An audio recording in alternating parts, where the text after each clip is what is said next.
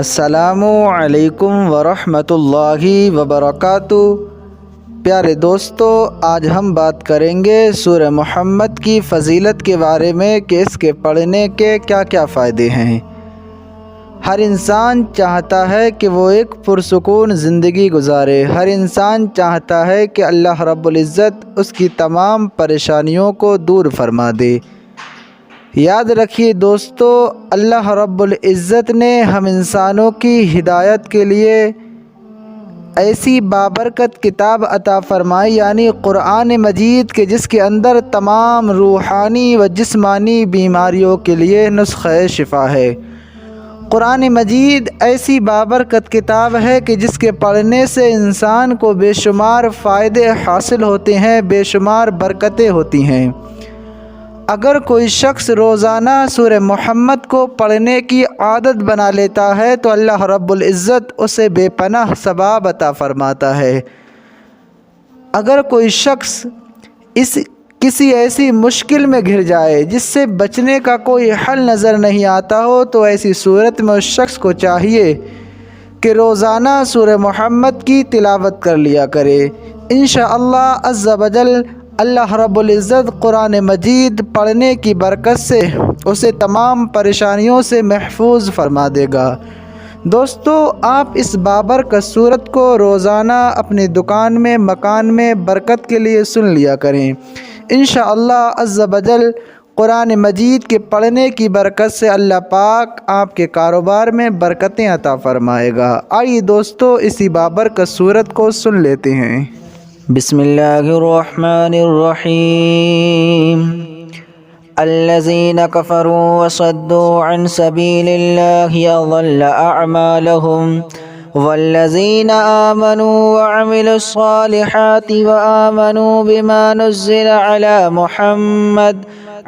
محمد وهو الحق من ربهم كفر عنهم سيئاتهم وأصلح بالهم ذلك بأن الذين كفروا اتبعوا الباطل وأن الذين آمنوا اتبعوا الحق من ربهم كذلك يضرب الله للناس أمثالهم فإذا لقيتم الذين كفروا فضرب الرقاب حتى إذا أثخنتموهم فشدوا الوثاق فإما منا بعد وإما فداء حتى تضع الحرب أوزارها ذلك ولو يشاء الله لانتصر منهم ولكن ليبلو بعضكم ببعض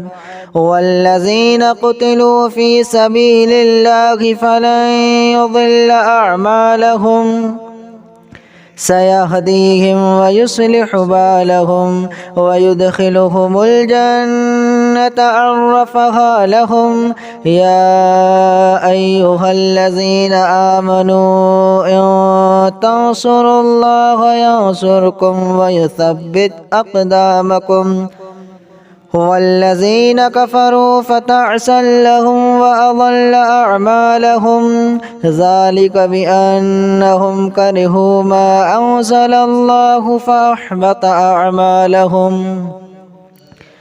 أفلم يسيروا في الأرض فينظروا كيف كان عاقبة الذين من قبلهم دمر الله عليهم وللكافرين أمثالها ذلك بأن الله مولى الذين آمنوا وأن الكافرين لا مولى لهم إن الله يدخل الذين آمنوا وعملوا الصالحات جنات تجري من تحتها الأنهار والذين كفروا يتمتعون ويأكلون كما تأكل الأنعام والنار مثوى لهم وكأين من قرية هي أشد قوة من قريتك التي أخرجتك أهلكناهم فلا ناصر لهم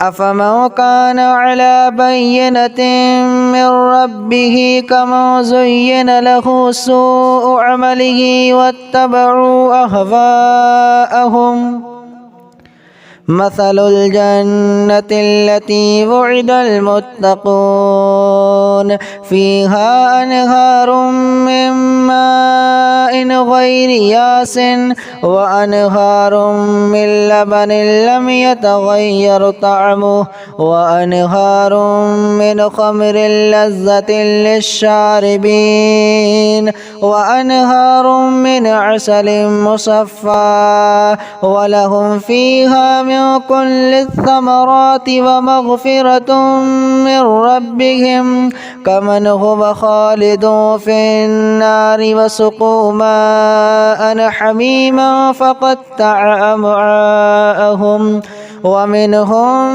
من يستمع إليك حتى إذا خرجوا من عندك قالوا للذين أوتوا العلم ماذا قال آنفا أولئك الذين طبع الله على قلوبهم واتبعوا أهواءهم هو الذين اهتدوا زادهم هدى وآتاهم تقواهم فهل ينظرون إلا الساعة أن تأتيهم بغتة فقد جاء أشراطها فأنى لهم إذا جاءتهم ذكراهم فاعلم أنه لا إله إلا الله واستغفر لذنبك وللمؤمنين والمؤمنات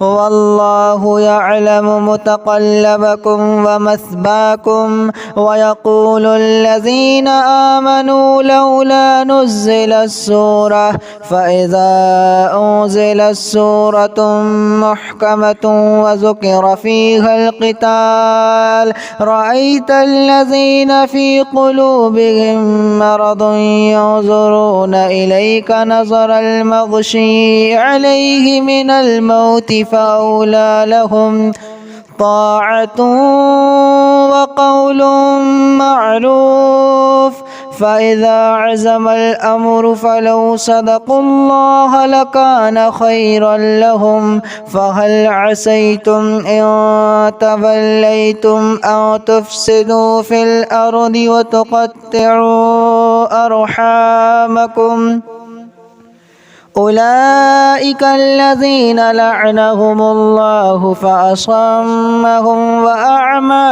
أبصارهم أفلا يتدبرون القرآن أم على قلوب أقفالها إن الذين ارتدوا على أدبارهم من بعد ما تبين لهم الهدى الشيطان سول لهم وأملى لهم ذلك بأنهم قالوا للذين كرهوا ما نزل الله سنطيعكم في بعض الأمر والله يعلم إسرارهم فكيف إذا توفتهم الملائكة يضربون وجوههم وأدبارهم ذلك بأنهم اتبعوا ما أسخط الله وكرهوا رضوانه فأحبط أعمالهم أم حسب الذين في قلوبهم مرض أن لن يخرج الله أضغانهم ولو نشاء لأريناكهم فلعرفتهم بسيماهم ولتعرفنهم في لحن القول والله يعلم أعمالكم ولنبلونكم حتى نعلم المجاهدين منكم والصابرين ونبلو أخباركم إن الذين كفروا وصدوا عن سبيل الله وشاقوا الرسول من بعد ما تبين لهم الهدى لهم الهدى لن يضروا الله شيئا وسيحبط أعمالهم. يا أيها الذين آمنوا أطيعوا الله وأطيعوا الرسول ولا تبطلوا أعمالكم. إن الذين كفروا وصدوا عن سبيل الله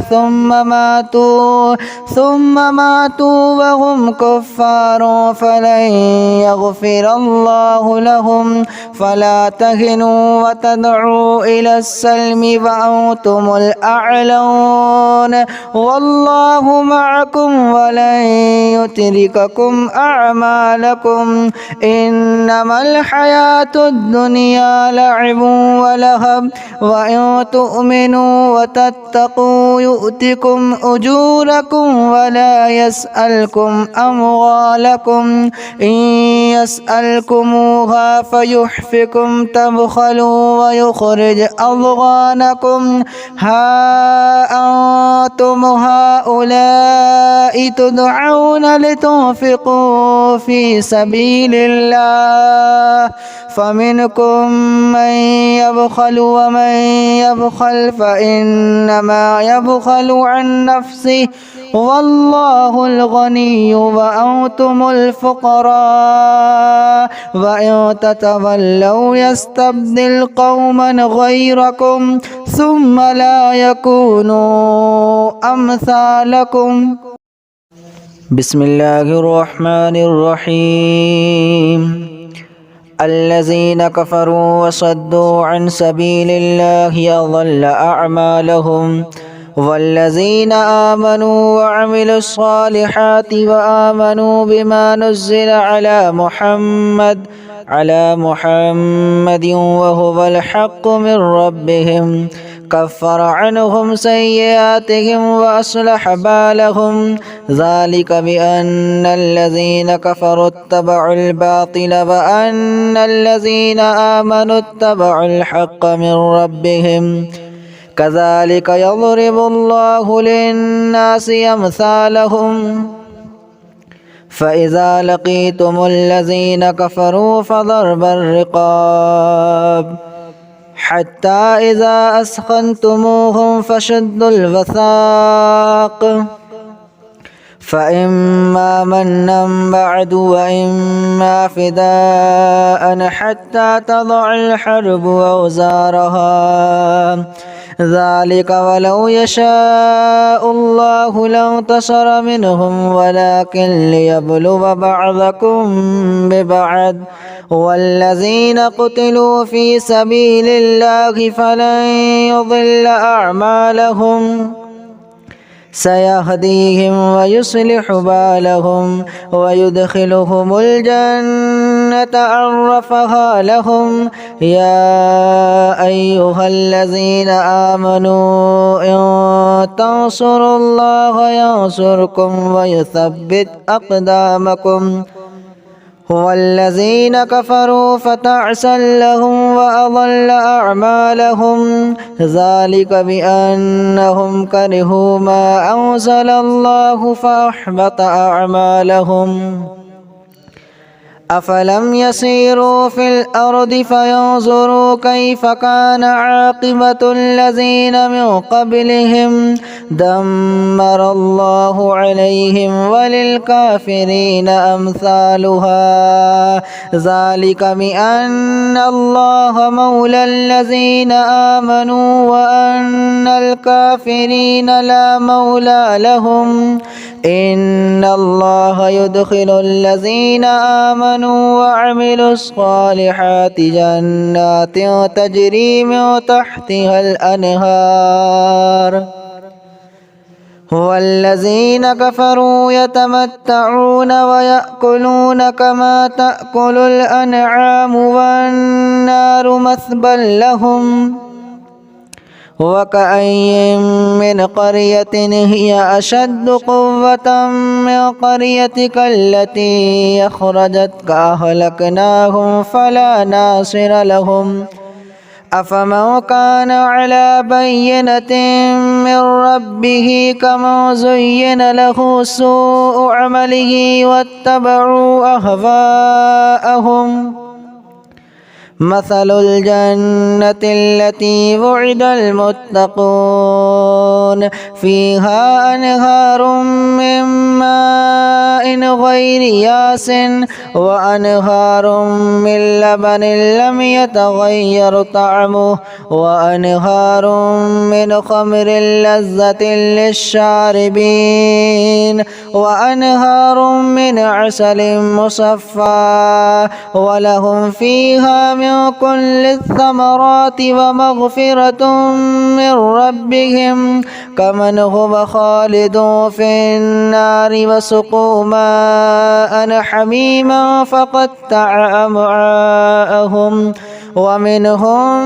من يستمع إليك حتى إذا خرجوا من عندك قالوا للذين أوتوا العلم ماذا قال آنفا أولئك الذين طبع الله على قلوبهم واتبعوا أهواءهم هو الذين اهتدوا زادهم هدى وآتاهم تقواهم فهل ينظرون إلا الساعة أن تأتيهم بغتة فقد جاء أشراطها فأنى لهم إذا جاءتهم ذكراهم فاعلم أنه لا إله إلا الله واستغفر لذنبك وللمؤمنين والمؤمنات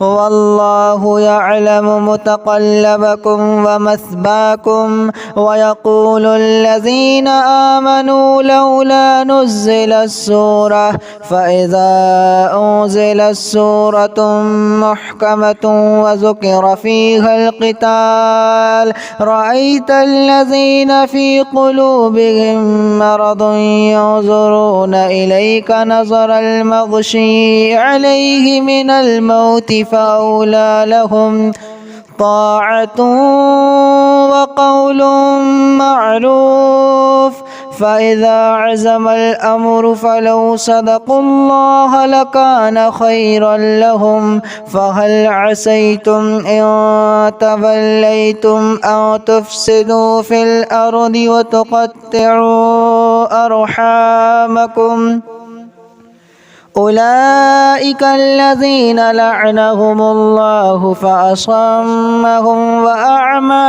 أبصارهم أفلا يتدبرون القرآن أم على قلوب أقفالها إن الذين ارتدوا على أدبارهم من بعد ما تبين لهم الهدى الشيطان سول لهم وأملى لهم ذلك بأنهم قالوا للذين كرهوا ما نزل الله سنطيعكم في بعض الأمر والله يعلم إسرارهم فكيف إذا توفتهم الملائكة يضربون وجوههم وأدبارهم ذلك بأنهم اتبعوا ما أسخط الله وكرهوا رضوانه فأحبط أعمالهم أم حسب الذين في قلوبهم مرض أن لن يخرج الله أضغانهم ولو نشاء لأريناكهم فلعرفتهم بسيماهم ولتعرفنهم في لحن القول والله يعلم أعمالكم